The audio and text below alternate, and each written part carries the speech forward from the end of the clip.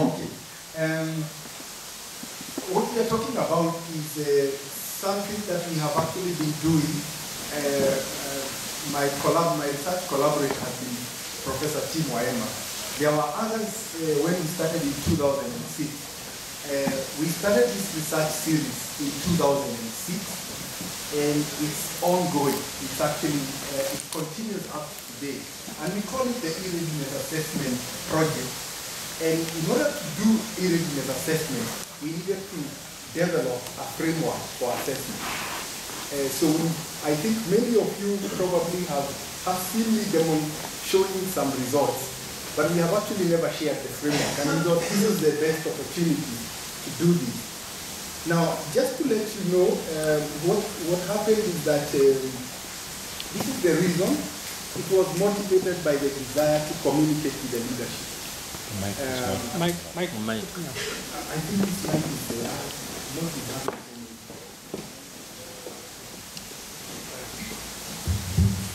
Yeah, so it was motivated by the desire to communicate.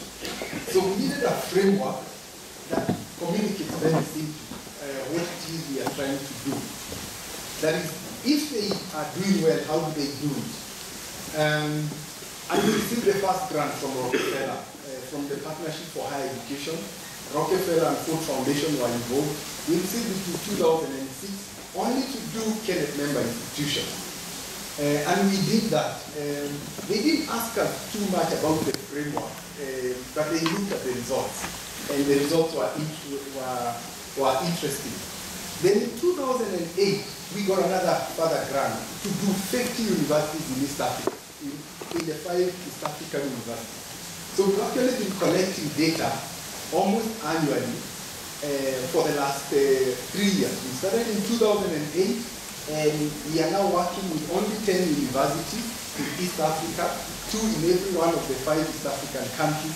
We continue to collect data and analyze it. And we have been using a framework. So that is what this paper is about. You know, it is to describe the actual framework. And as you saw in the title, it's a framework for self-assessment. It wasn't meant for the NRED. We did this as one of the things an NRED can do. And it was easy to do it as an NRED because Professor Waema comes from the University of Nairobi. I come from the United States International University. We had someone else from the Institute for Development Studies. Unfortunately, she passed on a while back. So we were a collaborative group trying to communicate with the leadership. Now, when we started, we asked ourselves, what is there? Then we discovered that the Association of African Universities had a framework published in 2001, but we had never seen any university use it. Maybe part of I don't know what the problem was. Maybe university vice chancellors were going in, listening to this report and not coming back, not doing anything internally. Then we looked at the Center for International Development at Harvard University. They had another tool, a diagnostic tool, that very fortunately we had used it in 2001 to do the first e-Readiness assessment of Kenya. Again, it was Tim Waema and myself who were collaborating at that time. Now, and obviously all those methodologies, the Network Readiness Index has become the most famous of them all. It's produced annually by the World Economic Forum, and it started off from the CID tool. So we set out to look at it, and I just want to say, what we then did was to look at the framework of staging, and we liked the staging framework in the CID. But most of the indicators were not relevant to higher education. So we needed to develop our own type of indicators and some sub-indicators. And we ended up with 17 indicators, which is what we normally present. But underlying the 17 are calculated from a group of 88 sub-indicators that are unique to the higher education environment. And in this, for you to do this successfully for all the 17, you need both hard facts and perception data. So we do something similar to what TUSU is doing. We do a statistical sample of the professors, of the students in each of the institutions we sample. So if we did 53, we actually have data statistically significant data for 53 universities in our database. And some master students are using it to do other things. But we were using it purely to stage and to assess readiness at this stage.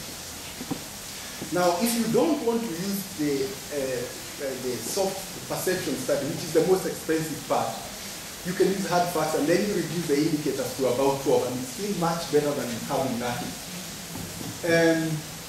Now, this is kind of the impact. You know, we normally present the results in this kind of radar diagram, and it is a very easy tool to communicate, because even in 2007, when we launched this first report, the permanent secretary in the Ministry of Education then, Professor Karega, was able to identify with it and say, oh, the idea was to fill this butterfly. And you could see the areas that had not been filled. So it was very easy for a vice chancellor to see that they need to be moving from stage, wherever stage they are, to stage 4. But how is it done?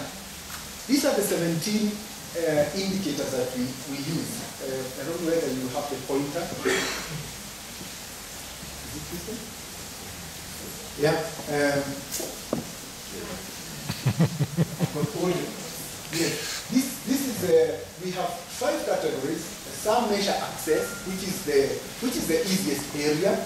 Others measure the network access, and campus measure only access. So those two combined measure the access, things like electrical power, the environment. We have discovered that the environment is the biggest challenge actually for most universities. They can by the time they put in a generator and UPS, it's very expensive. Then we came to this, what they were meant to do. All these things were meant to support learning. And learning here actually meant capture both the research agenda and the teaching and everything to do with that. And it had 4 indicators. One of them is the enhancing, how universities are enhancing ICT, then the development of the workforce, and then this is really how that community of university students and staff are using technology. And then of course there was this one which was most important, which was measuring ICT strategy, ICT financing, and ICT human capacity. We have discovered that there is a relationship between this and that, but one of the things we need to do is to analyze the data a lot more. But I just want to give you an idea of what it is. You know, for every one of these big indicators, 17, we define sub-indicators. And within the sub-indicators, then we have to define what's the target. If I want to stage you as stage 1, what does it mean to have? And I just want to show you something like how we did this. And this was our 2006 target data. You can, if you are self-assessing yourself, depending on your context, you can actually change a little bit of this. But essentially, stage 1 was people who were doing less than 128. In total, in those days, there was satellite capacity, so we measured both up and down. But today, in the day of symmetrical optical fiber capacity, we don't need to do that. And at stage 4, this is under the satellite conditions. You can see if you add this and that, you have about 5 megabits per second of satellite capacity. So we were telling universities that if you are doing this, then it is then you are right at the top. Now, how did we decide that these are the figures? There is no general uniformity. We had to do it contextually. We first of all collected all the data, and then looking at the data, we analyzed what could be a maximum and a minimum, and then we decided on the staging for each of them. So it was kind of very context related. The reason was we couldn't connect with what was happening in Europe, where 5 megabits per 1,000 students would be declared ridiculous. But it is not ridiculous here. In fact, it is still not ridiculous even with undersea capacity today. And that's, we came off to affordability. And again, we did the same thing. We needed to define how much are you actually spending so that you are in the different stages. So when you see the radar diagram, it's driven by all these underlying assumptions and targets. And that's what creates the framework. So what we do is that for each sub-indicator, we stage it. Yeah, I've got 1 minute now. We stage it and get all these. And we have used this to develop many results. So for each category, I've got all the sub-indicators, and then we've got a framework for each of them. So we've got a staging framework for each of the 88 indicators, and we develop them. We use a very linear averaging to develop the staging for the main indicator in the final staging. And you can see how we have used this. For example, in Kenya, we were able to do this in 2006, and then we can do it again in 2008, and we are able to demonstrate that you are not making too much progress. It turns out, unless you are very deliberate as an institution, it is not easy to accession to higher stages. And that's what universities, we have communicated that to universities, and the most difficult areas are the areas we want technology for, networked learning. So in terms of supporting research, the universities they find it very easy to buy capacity and to build infrastructure. They find it extremely hard to make that infrastructure serve them for learning, research, and teaching. That is the transformation of it. And those of you who are in the 10 universities know that that's what we have been doing. Now, for purpose of ease of the Vice Chancellor, we've been using these 5 indicators to drive change. So that is all I could say about the entire series of research is in our website, the e-Ready website. If you go to the KENET website, you will see the entire series. But for the individual universities, they can log on and get their individual data.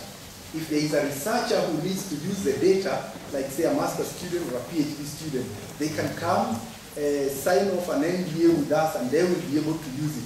As long as it's used in an aggregated form, we allow it to be used for other research work. Thank you.